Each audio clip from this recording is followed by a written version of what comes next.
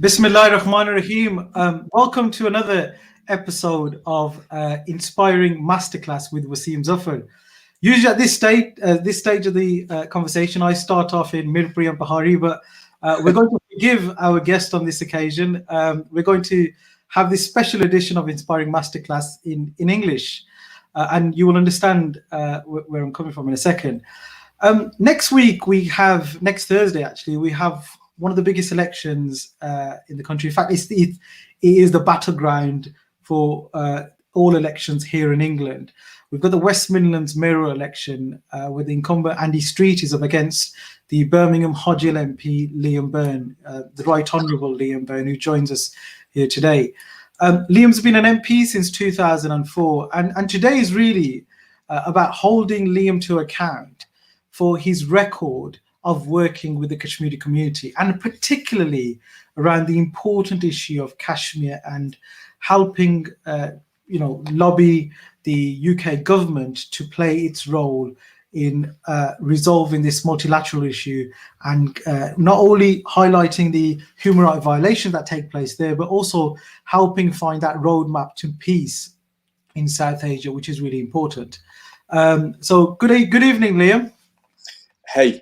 Very good to see you, and thank you for doing this in English. My Mirpuri is just not up to it, I'm afraid.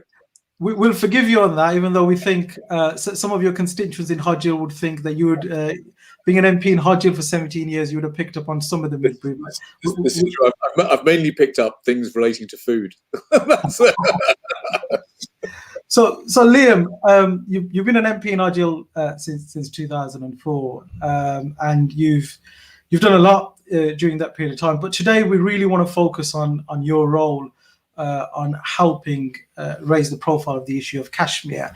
I know there's many MPs, and particularly during election time, they come out and they campaign on Kashmir.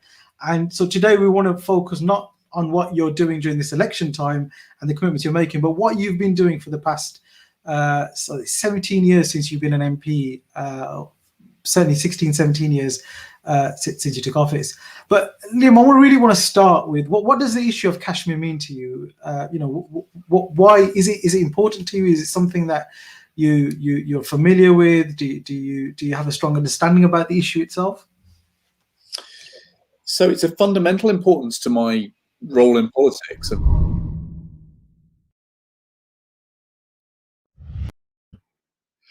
Sorry, I'm not sure what happened there. Sorry.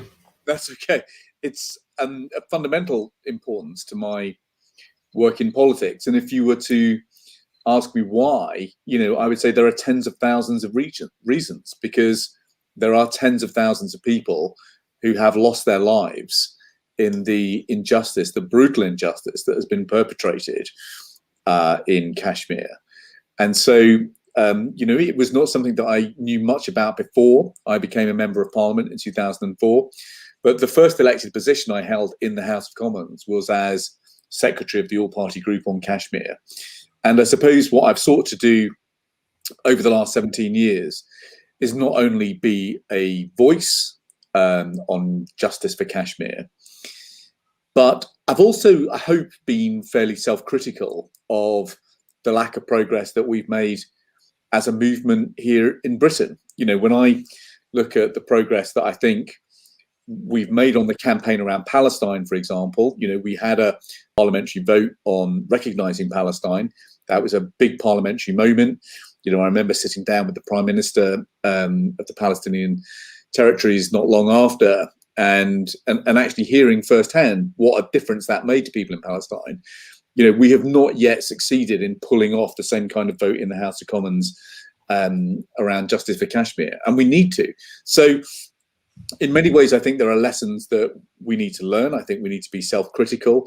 I think we need to be asking ourselves constantly about what more we can do, what more we can do to better organize ourselves. And, and that's not, the truth is that's not made me very popular. I'm now, the subject of a pretty nasty targeting operation from many organizations that have their roots in and around the BJP in India. But I'm not going to be intimidated. I'm not going to be cowed. I'm going to carry on speaking my mind and telling the truth as I see it, because I think that's what my constituents would expect. But that is also what the situation calls for. This is one of the most dangerous conflagrations in the world at the moment. And this is one of the most brutal and long-lasting injustices at the moment. And we all have a responsibility to stand up and fight back against it. Lima, thanks for that. I think it's also really important for us to remember, right now in South Asia, they're going through some serious issues with the pandemic. And I think, irrespective of where we stand on the issue of Kashmir, our thoughts and prayers are with the people of India in particular, where the surge is at an incredibly high level. Do you have any comments with respect to that and the surge, the COVID surge? I mean, what we're seeing unfold in India at the moment is, is a tragedy, and it's right that the government steps up with the assistance that has been announced. We know that it's possible that Indian-occupied Kashmir is about to be put into a substantive lockdown. The news tonight and last night was that vaccines are running short, if not running out. And I think that, the tragedy of this is it underlines what Bachelet, the UN observer on human rights, recently commented on, which is that, if you put an area like Kashmir into a communications blackout, then that means it's a lot harder for people in Kashmir to get access to the health advice that they need, information about the lockdown, information about vaccine availability. You're actually exacerbating this public health emergency with the tactics that you're taking to try and suppress protest in the area. And so, I hope that over the next few weeks in Parliament, we can really try and drag the government's attention back to the extra risks that are being run in Kashmir, because we've now got a spike in COVID cases. We've now got a lockdown, another lockdown coming. We've got no communications, or we've still got limits on communications in Kashmir, denying people availability to public information. They are multiplying the risk at a time when the vaccine availability isn't there.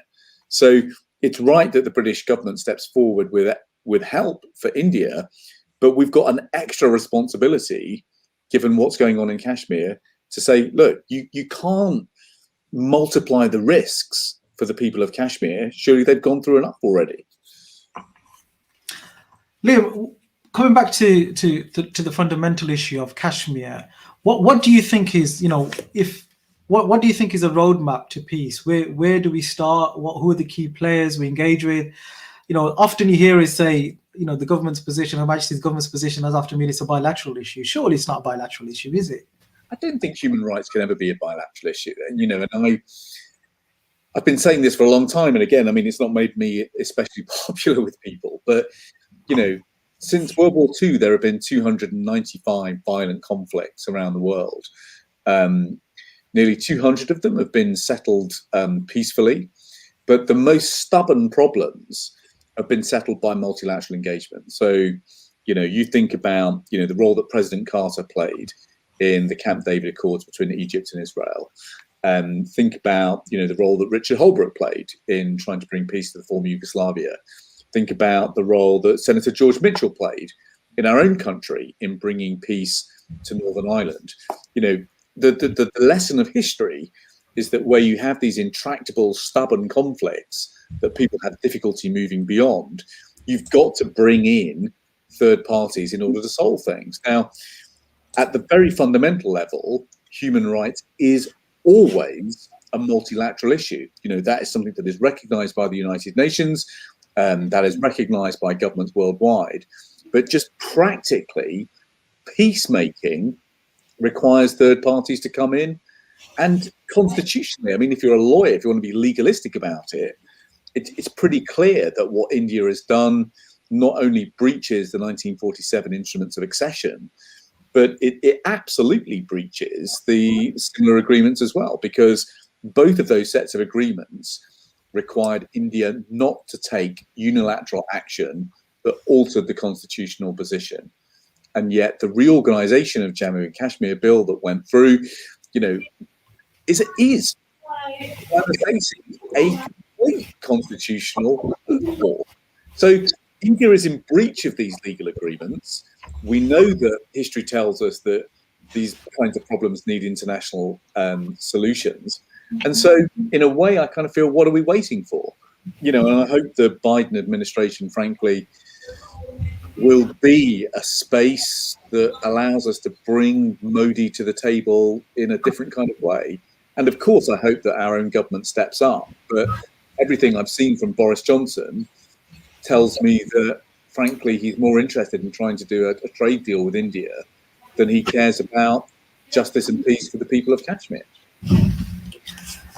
Colleagues and to the audience, whichever platform you're watching on, if you've got any comments, any questions that you want me to put to Liam, obviously there's all sorts that we can ask Liam, but today the focus is the issue of Kashmir and the issues facing the Kashmiri diaspora community here in the West Midlands. But if you do put your comments and questions on whichever platform you're watching this on, and we'll hopefully bring in some of those questions and comments, however challenging they are, Liam, in a short space of time. Now, Liam, there'll be people out there, Labour supporters, Labour members, and non-Labour supporters. Whenever we talk about Kashmir, particularly in the last 12 months, they'll always be interested in what the Labour Party policy position is on Kashmir. And we saw when Jeremy Corbyn was leader of the party, there was a conference motion, which was a pretty strong conference motion in support of a peaceful resolution, and the UK government taking a strong, proactive position on that.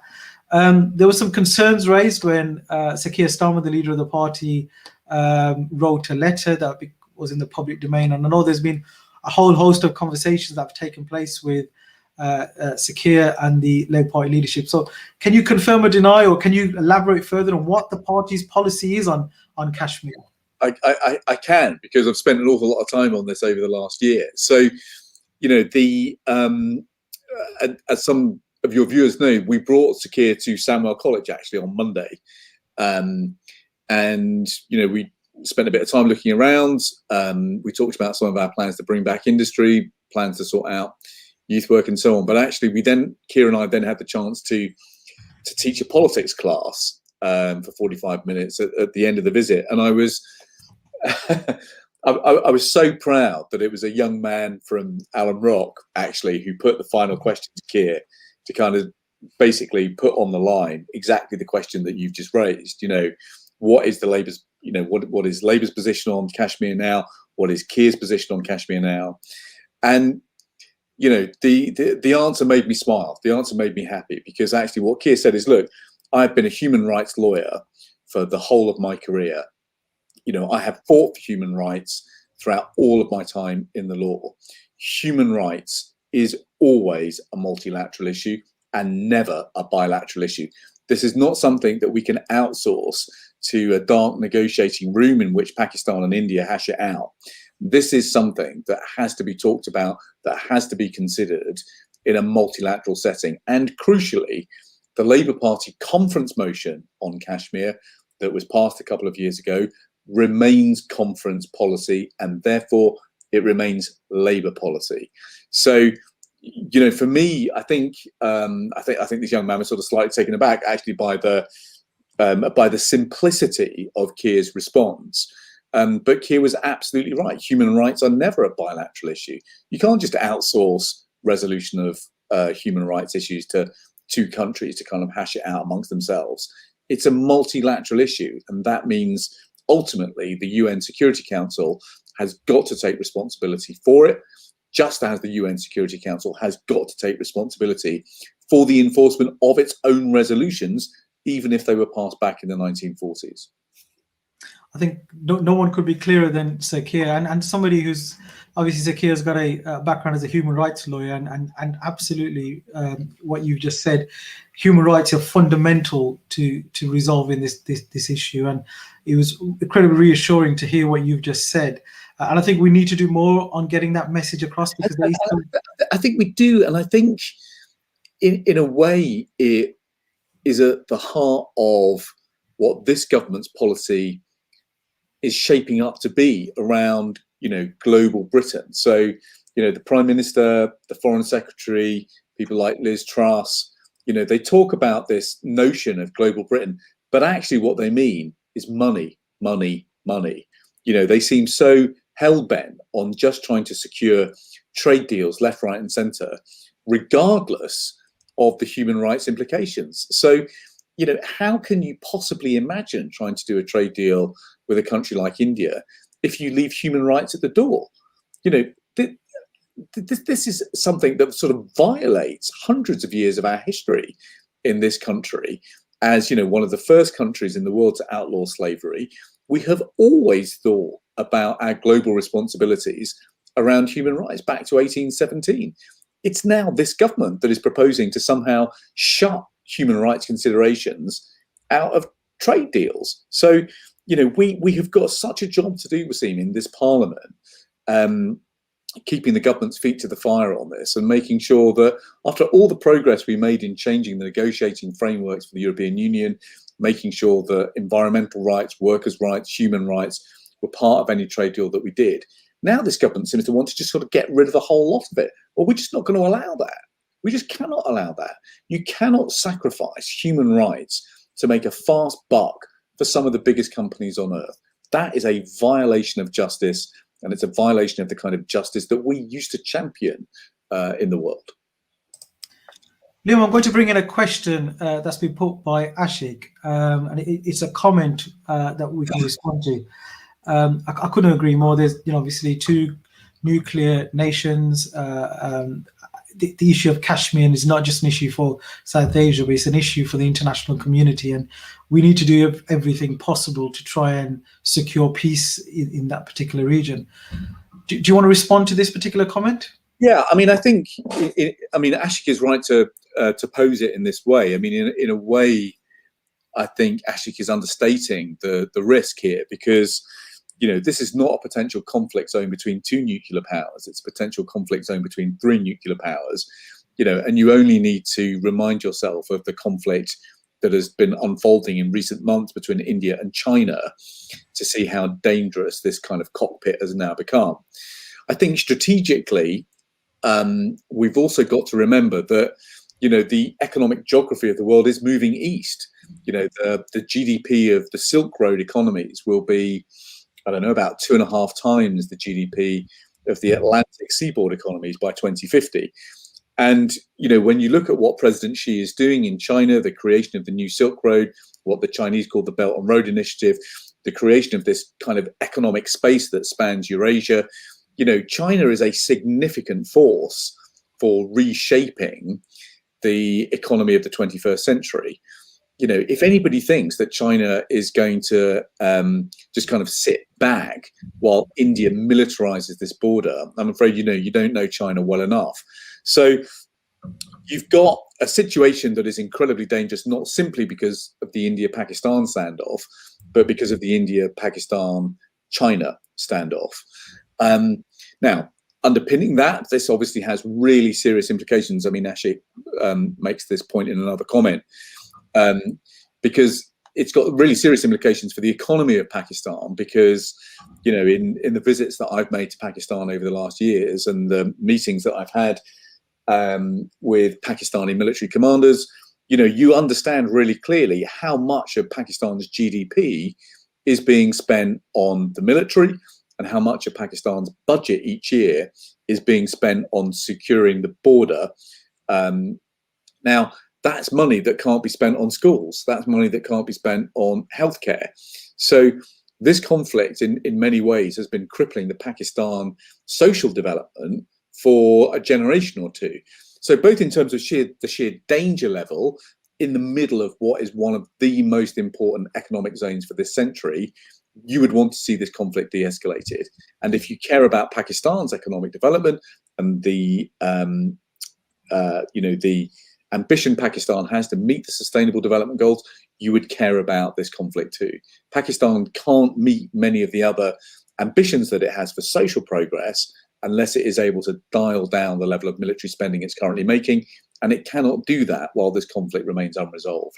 So, this is a bit of a sort of a Rubik's Cube in the middle of the Silk Road, as it has been for generations. But, for all of these reasons, we've all got an interest in helping these powers deconflict this. There's a comment here from Mohammed Waseem Jalal. We've touched upon this earlier, but Liam, the UK government's continued line that this is a bilateral issue is a huge mistake and is a huge injustice to the Kashmir nation, isn't it? I mean, it is. I mean, I just think it is sort of short-sighted, and it is to ignore the lessons of history. And it's actually to ignore the lessons from our own country. So, you know, the fact that we involved America so deeply in resolving the conflict in Northern Ireland, surely that would tell us something. You know, we talked earlier about how Senator George Mitchell played a really important role in bringing people around the table, hammering out the final conflict. But actually, many American presidents, you know, from Bill Clinton backwards, you know, were involved in helping bring peace to Northern Ireland. And, you know, we called on American presidents to step in and help smooth things over when, you know, things got particularly hot and needed cooling down. So, you know, our own experience of bringing peace to one of the most stubborn areas of conflict in our own country tells us that you need a multilateral solution. So it is sheer stupidity and willfulness that means that the government is denying this reality. And you know, Waseem, I mean, I think what really frustrates me is that the subtext of this is so close to the surface. The government is desperate to do a deal with the BJP government, and it is trying to avoid any means of offending them. Think about where Boris Johnson, you know, was planning his first international visit. He was planning it to India. You know, it was only the COVID situation that has meant that he's had to kind of pull back from this. And the tragedy of this situation is that it's a fundamental misunderstanding by British politicians of the mindset of BJP politicians. You know, just as I've visited Pakistan over the years, I have also visited India over the years. You know, I have spent time with people like Aaron Juttley and other BJP politicians trying to understand their mindset. You know, they feel deeply about the sins of British imperial history in India. They do not like British politicians. They do not like the British legacy in India. They are not minded to do trade deals with Britain. Yet here we are in Britain, bending over backwards, sacrificing our traditional agendas around human rights in order to try and broker something which is probably going to be impossible anyway. So it's, you know, it's short-sighted and it's self-defeating, and frankly, it is putting money before lives. It's morally wrong. Liam, we're going to take a short break from you live, and we're going to introduce a short video. This might come as a bit of a surprise to you, and apologies in advance that I haven't told you about this. But as I said earlier, we want to look at how you've performed as a member of Parliament and how you've supported the cause of Kashmir, not just at election time, but 12 months around the clock. So I've got a short video of a speech you made in the Commons last year. It was an incredibly powerful speech and one of the best speeches ever made on the floor of the House of Commons on Kashmir. So I'm just going to introduce that. It's a 5-minute speech, and I'm going to introduce this for the viewers. But keep your questions and comments coming in to the viewers.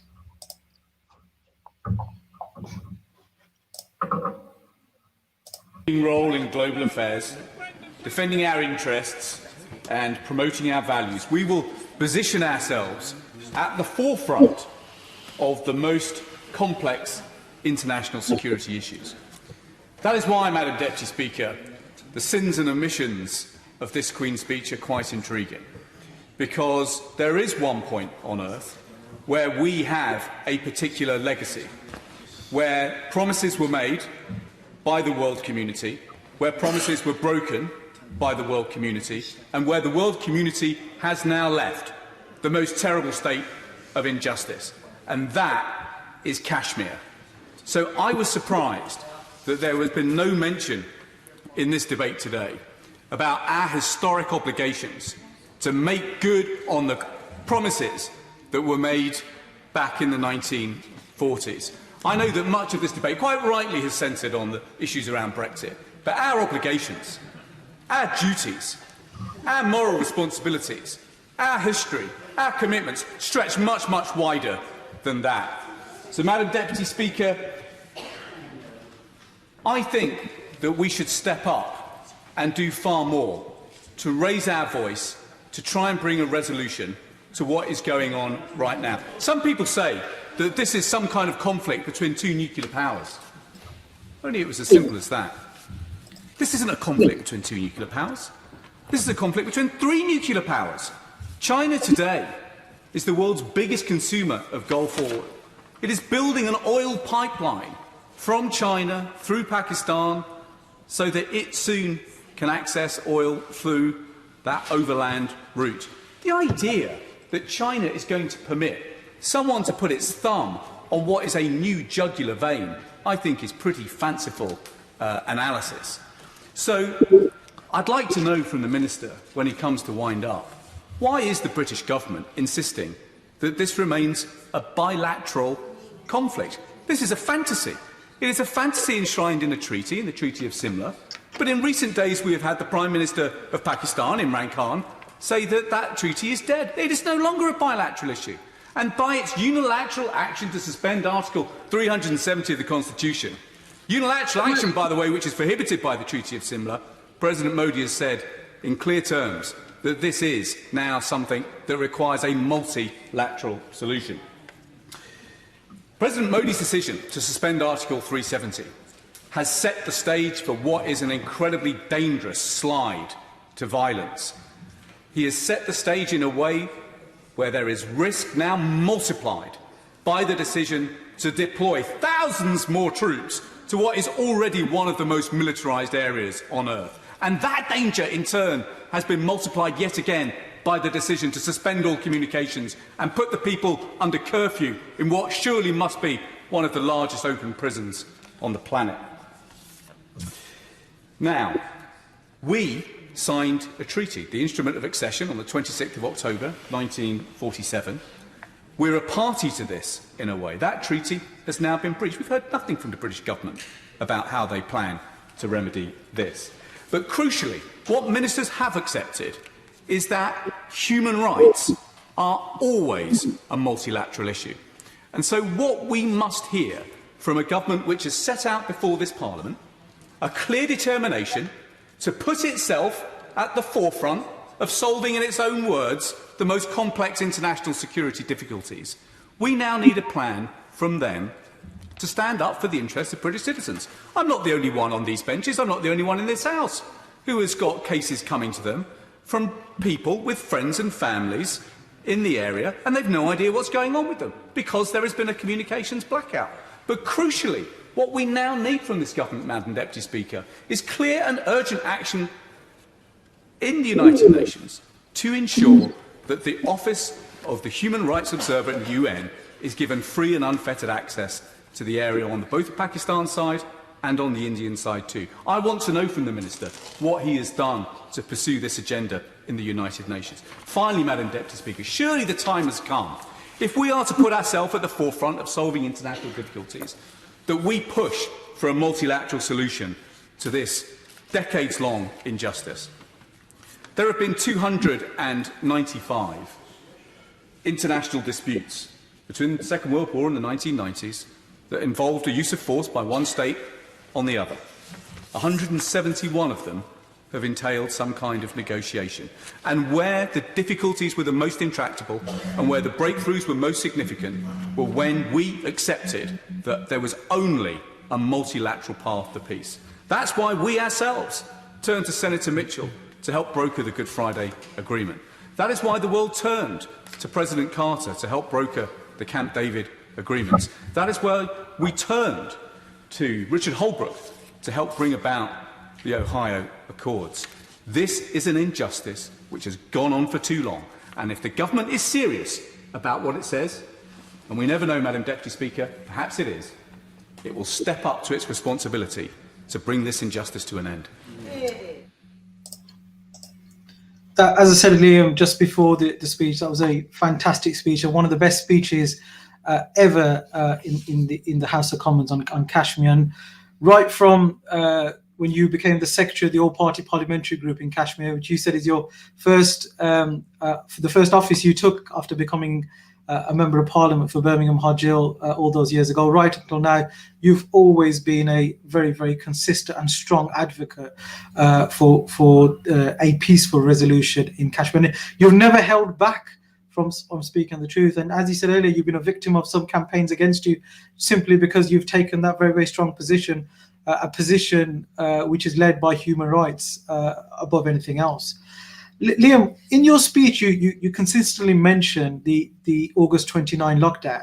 Now, over the last 14, 15 months, many of us have really suffered because of the pandemic and the lockdown restrictions imposed by the government to tackle this really difficult public health crisis. And absolutely, we all agree by and large with the restrictions that the UK government have brought in. Surely for those people in Kashmir who've not only been suffering for decades at the hands of the Indian Armed Forces, but then to have this lockdown imposed on them, their basic human rights of communication and access to food and water at times taken away from them. It's unbelievable that a government that calls themselves the biggest democracy in the world can take this action. Well, it is, and actually, if anybody hasn't read it, I'd urge you to read Bachelet's update to the United Nations on the 26th of February this year. And Bachelet, as some people know, is the UN rapporteur on human rights. And what Bachelet says is that the disruption to mobile communications, the communications blockade, has seriously hampered civic participation, as well as business livelihoods, education, and access to healthcare and medical information. Access to healthcare and medical information has been disrupted because of the communications lockdown. That's not your view, Waseem. That's not my view. That is the United Nations report. And so, as we watch now this kind of spike of COVID cases, which is ravaging Kashmir at a time when we know that the vaccine is pretty much run out there, we have got evidence, prima facie evidence from the United Nations, that the situation is being made worse because of the communications blackout. So not only are people being, subjected to curfew, not only are there raids against human rights defenders, which again the UN rapporteur reports on, you've got people actually being denied a voice in joining in any debate about the way that the lockdown is proceeding, good, bad, indifferent, whatever. But crucially, you're denying people access to medical information. Words fail me slightly. And, to what extent has the British government kind of raised this with the government of India? Well, not at all. So a bad situation is being made worse by the tactics which are being deployed. So, if anything, you would expect the government to be raising their voice right now. But, when the Foreign Secretary, made his statement yesterday about government aid for India, this aspect of the dilemma was just completely missing from the analysis. Because this government has just got a pattern of behaviour which is pulling its punches on Kashmir.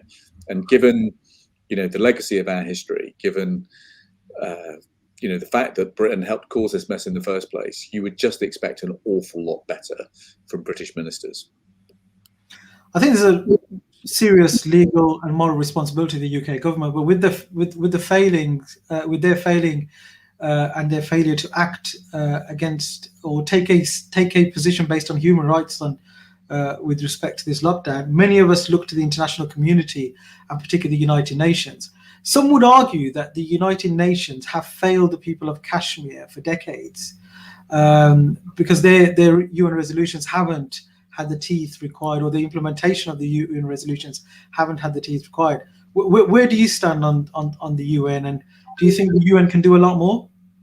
I think the UN has failed the people of Kashmir. But I don't think that we should be fatalistic about the fact that just because there's been failure in the past, somehow we should just kind of give up on the struggle. I think if you look at most of what seemed intractable, what seemed very stubborn, what seemed irresolvable conflicts around the world over the last 50 or 60 years, actually very often the international community does find ways of stepping up and finding solutions. And again, that is more likely where you've got a fluid set of power dynamics. So, the fact that we are seeing this economic transformation of Eurasia, the fact that we are seeing China build this new Silk Road, the fact that China is now the biggest consumer of Gulf oil, the fact that China is now, building pipelines through Pakistan in order to safeguard the supply of that oil. I mean, the geopolitics of this region is changing very, very quickly. Therefore, the security considerations for this region are changing very quickly. And as we know in life, there is no peace without justice. So, we are not going to be able to deconflict this particular part of the globe unless we deliver justice for the people of Kashmir. There isn't another way through this. I mean, you can try and skin this cat in any way you like, but at the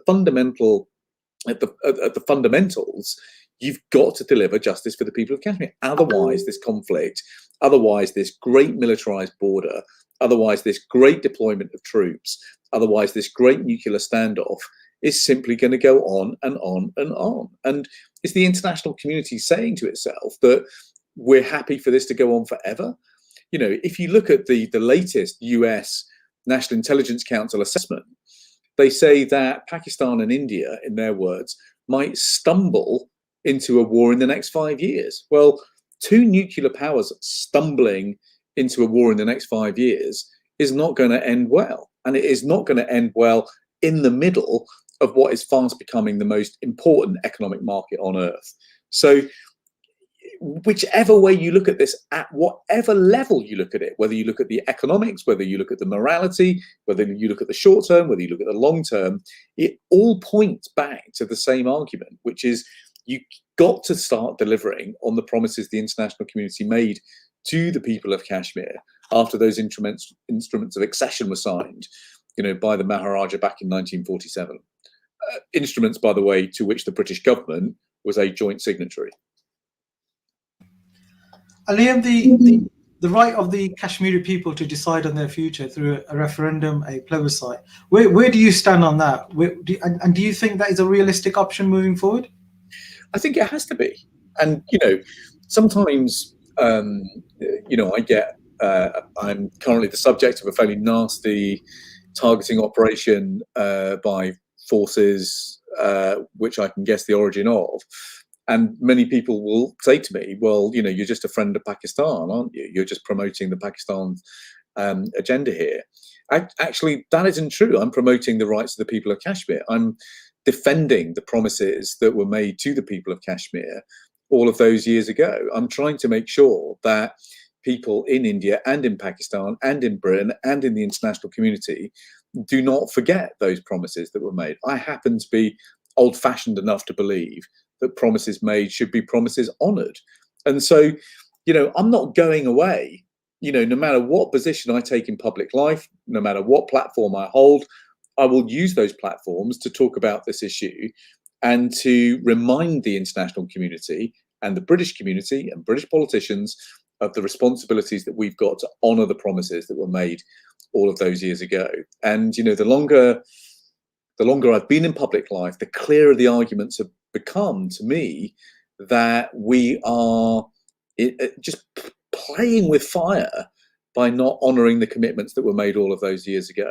Not only, the question of basic humanity and our responsibilities to, our neighbours at stake here, not only are thousands of people dying, not only is justice being denied people, but it's in the international community's self-interest to resolve this. So again, no matter which way you look at this, the answer all comes back to the same thing: honour the promises that were made.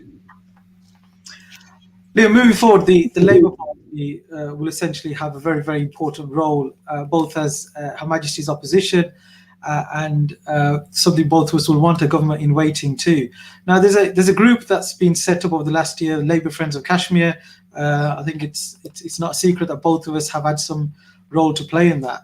Where do you see this group going, and the important role it will, particularly the important role it will play in developing a strong, robust policy for the Labour Party on peace in South Asia based on human rights? So I think, Labour Friends of Kashmir has been a brilliant innovation, and it's in a very short space of time over the last year. It's moved really quickly to make sure that those in the Labour family are far better organised on this issue for Kashmir. And, this is something that I particularly welcome, because I have been somebody who has been a bit self-critical and a bit critical of how effectively the Kashmir campaign has been organised over the years. When I compare it to campaigns for justice for Palestine, for example, I think the level of briefing needed to be improved. I think the level of policy work needed to be improved. I think what I was really trying to do was escape this trap that sometimes I felt we were guilty of falling into, where you had a particular spike in the violence, you had a particular spike in the brutality, and all of a sudden, we were organising meetings left, right, and centre, and everyone was making statements in the House of Commons. What I wanted to do is to step up the amount of work that we were doing between the crises. I wanted to make sure that we were just raising the intellectual policy calibre of this debate, and I think Labour Friends of Kashmir has just sort of really provided a really effective platform for doing a lot of that. Now, that does not diminish the work of the All-Party Group on Kashmir, which Debbie Abraham chairs, because it's been interesting watching more Conservative politicians, backbenchers, I have to say, get involved in that work over the last few years. My goal is to build a pathway to a vote in Parliament similar to the vote that we had on recognition of Palestine, that recognises the rights of the people in Kashmir. Right now, if we were to have that vote next week, I think we would lose it, and lose it heavily. So, we have still got more work to do to build up the consensus on both sides of the aisle, if you like, around the vote that we need to win. And I think Labour Friends of Kashmir, by providing that hugely more effective organisation to the Labour side of the House, is going to make a really significant contribution to that goal. And can you imagine the power of the British Parliament voting for this? If we voted for this and if we won that vote, that would change the way that our own government has to behave in international settings like the United Nations, and crucially, the United Nations Security Council. It would change the dynamics of the kind of trade deals that we could or could not sign. It could have a fundamental realignment of politics in Britain around this crucial issue. So, I don't know how long it's going to take us to get there, but my God, I'm determined to make sure that we do. Thanks, Ian, for that response. Just before changing the subject slightly to closer to home here in the West Midlands and the Kashmiri community, I think one of the key messages we got across today was the conversation that the young lad from Alum Rock had at Sandwell College with Sir Keir Starmer, the leader of the party, where I think he was put in no uncertain terms that the issue of Kashmir, as far as the Labour Party is concerned, is about human rights and ensuring that the human rights of a child in Kashmir are exactly the same human rights of a child here in Birmingham and the West Midlands. And I think that was an incredibly strong response from Sir Keir based on human rights. Liam, now closer to home here in Birmingham and the West Midlands, you've been in public life for some time. You're somebody from the West Midlands. You're somebody from Birmingham. The Kashmiri community has evolved over time, and I think we've seen, particularly in the last 14 months, some of the best of all communities, but also within that is some of the work that the Kashmiri community have been doing. And you've been traveling the breadth of the West Midlands, witnessing it all firsthand. Do you have any particular highlights you want to share with us about the contribution of the Kashmiri community to life here in the West Midlands? It's possibly one of its most challenging hours. In fact, I'd say the most challenging hours since World War II.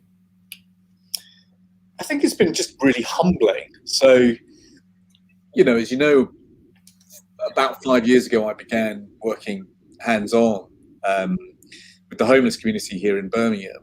And, one of the things I ended up getting involved in was a soup kitchen, a feed station that was set up on a Sunday night opposite Digworth Coach Station by the Uma Care Foundation, run out of one of our mosques on Poets Corner.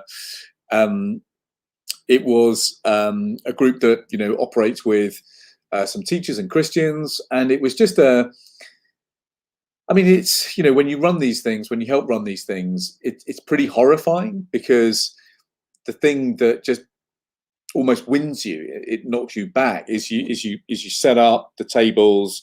You're getting the food out the back of the van. You're making everything ready. You're getting the bags ready, and then you're really busy and focused. And then you look up and you see this kind of queue of people stretching around the corner and down the block, and you sort of think, how is this possible? How is it possible that in the second city on the sixth richest country on earth, we've got lines of people waiting to be fed, stretching around the block?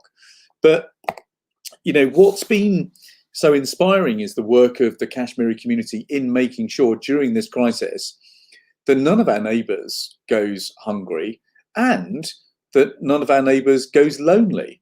So, I've worked with so many mosques across the West Midlands now, and just watched in sheer admiration as they just get organised in providing essential support services to the entire community. And so, that teaching of the Prophet Muhammad, peace be upon him, that, if you save a soul, it's as if you save the whole of humanity. I mean, that is something that I think the Kashmiri community is really translating into practical action, every day. I mean, I have often talked about the inspiration I myself have drawn from documents like the Charter of Medina, the way in which a city of diversity can live together in harmony and well.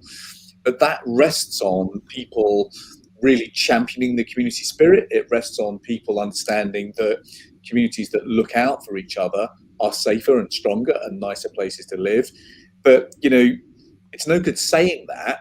You've actually got to turn the action and the ambition into action.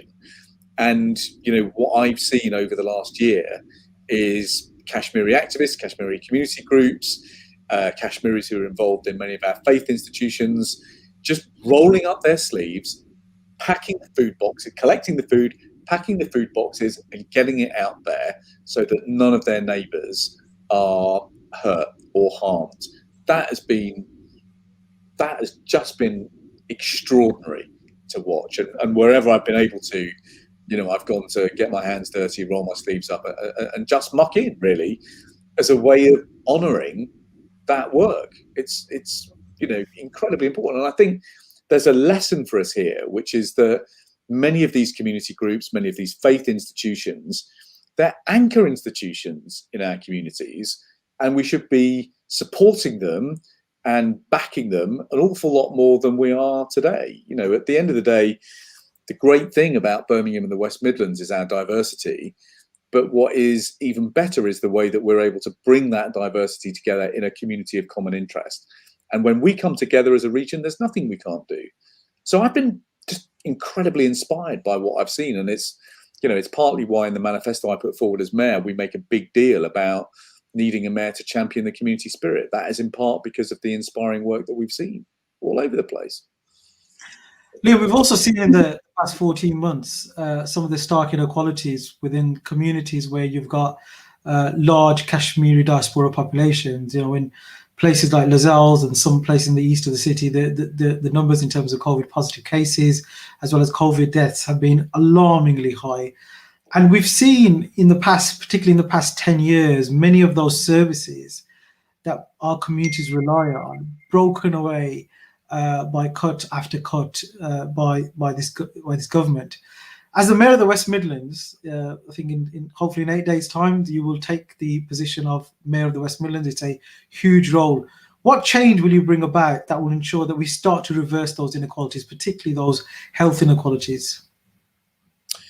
Well, the health inequalities have been shocking, and we saw this early, and it's why I acted with a number of your colleagues like Paulette Hamilton, but a number of others, Aftab Nawaz in Walsall, along with your good self. Many people mucked in to help us launch this inquiry into why COVID fatalities were so much higher in the ethnic minority community, Black and Asian community, than the white community. And what we uncovered for the first time was this perfect storm of issues that had hit us. So the more diverse a community in the West Midlands, the bigger the cuts to public health budgets. But the shocking thing was the way people said to us when we were looking for the stories behind the statistics. People said that they just often wouldn't trust the services that they would get, and that often meant that people were suffering in silence for too long.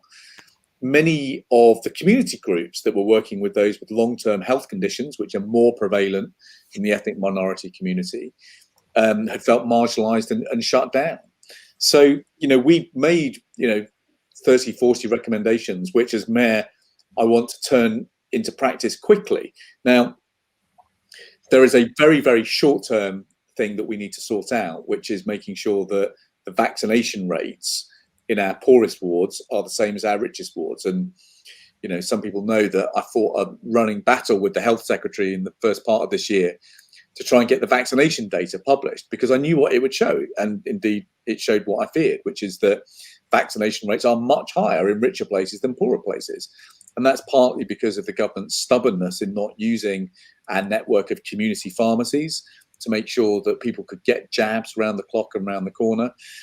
So, the first responsibility of the mayor is to make sure that we get all the data from every community on the table, and we do start using community pharmacies to make sure that everyone is vaccinated as quickly as possible. Because the thing about this vaccine is that, no one is safe until everyone is safe. So, for me, that is first base. But I suppose the big mission that emerged for me is that we've got to change the power structure of the West Midlands. The truth is that many of our public services today, including political structures too, are still pretty white, and they're still pretty male.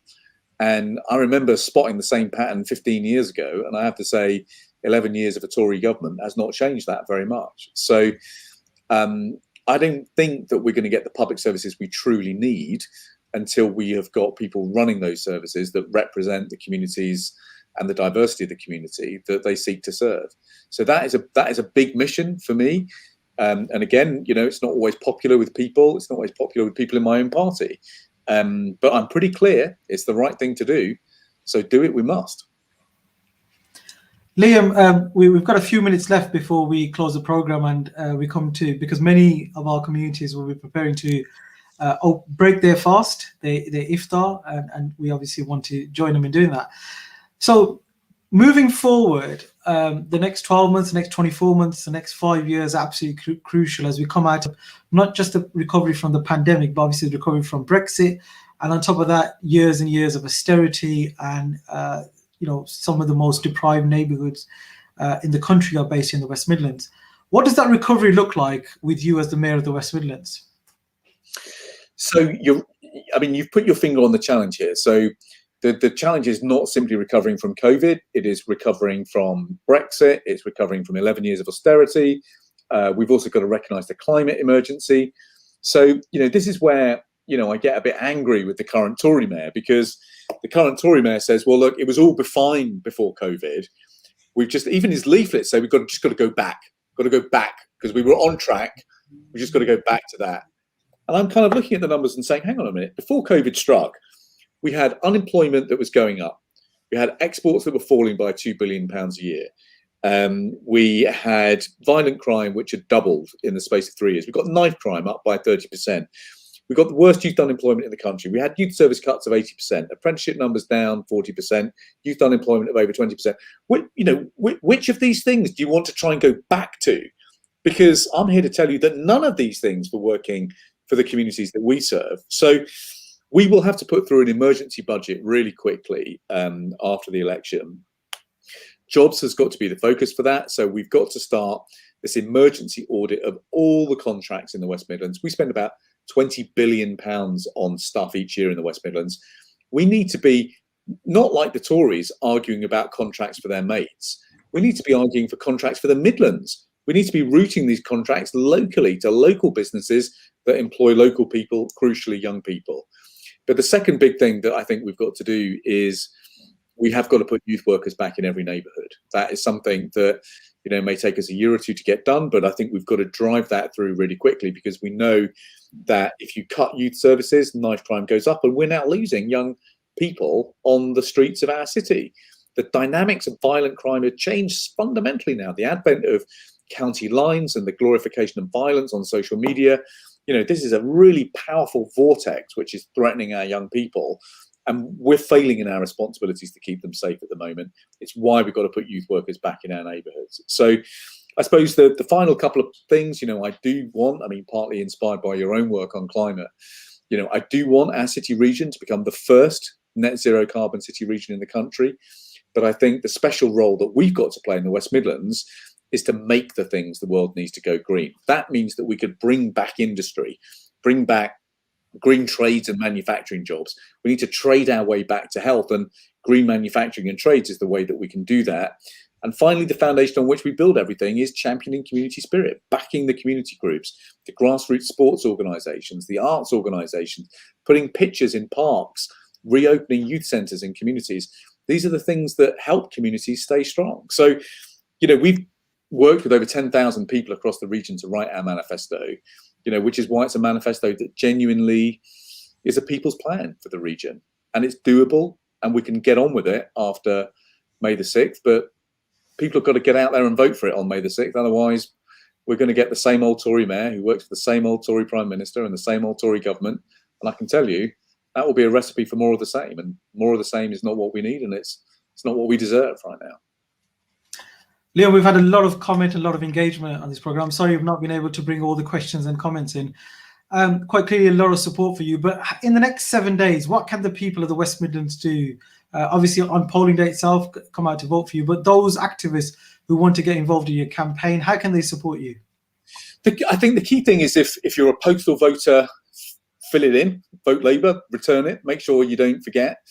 I think the second thing is not your street. I was out all over Birmingham, in parts of Aston, in Lascelles, in Small Heath today with Tulip Sadiq, who had come up to spend a day campaigning with us. And what's brilliant about campaigning in our community is that you'll meet lots of people on the streets and who have good neighbours, either at their local mosque or on their street or in community groups they're organised in or in WhatsApp groups.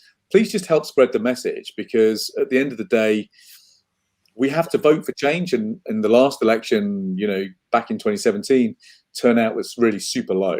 It was down in about 25, 26%. We need everybody voting this time round. Things don't happen by magic. You've got to vote for it. And so anything you can do to make sure that your friends, your family, your networks, everybody you've got on WhatsApp, use every means necessary to get people to vote. In that way, if we do that, we will not only win, we will put our region on a new course for the future. Viewers, at the start of the program, I said we will hold Liam to account for his record in supporting the Kashmiri community since he's been a member of Parliament here in Birmingham since that summer of 2004. I think it was the by-election year, the famous by-election of Hodgill many years ago. We've heard from Liam. We've shared some of his work that he's done, and I think often, as Liam said, you hear members of Parliament and other politicians come out in support of the Kashmiri community and the Kashmir cause when things escalate in India, and rightly so. But we also need people to work round the clock, work on policy, work on lobbying, get to understand the issue. And hand on my heart, I've come across and worked with many MPs right up and down this country, MPs from all political backgrounds. We know we've got support in the chamber from people from different backgrounds. But I'm yet to come across a member of Parliament who can say that they understand the issue, they've worked on this issue, and the hard work they put in behind the scenes and the position they take, and they put the head above the parapet the way that Liam has as an MP. And I think it's a duty. It's we as a community need to absolutely support the right candidates moving forward. There's no two ways about it. And Liam has proven time and time again that he is the best. He is the right person to stand up and speak on the issues that matter to the community. So when you're making that decision on polling day next Thursday, when you're deciding on who would be the best person to be the West Midlands mayor, I hope the last 60 minutes have helped you make a decision, the right decision. And the other thing is absolutely vital is the turnout. People across the world have made huge sacrifices for the right to vote. And it's absolutely imperative that you vote, you get your members of your family to vote, you get your neighbours to vote, knock on some doors and encourage other people to vote. Without voting, without having that say at the ballot box, you're not going to make the difference that's required. So please go out there and please vote. And I'm sure what you've heard in the last 60 minutes will encourage you to vote for Liam Byrne as the Metro Mayor for the West Midlands. Liam, I want to say a huge thank you. It's just gone 8:30. People are opening their fasts. And I know we will join them with our dates too. Thank you to you, Liam, and thank you for everyone watching. Take care. Have a good night. Brilliant. Thanks very much, Waseem. Keep up the good work.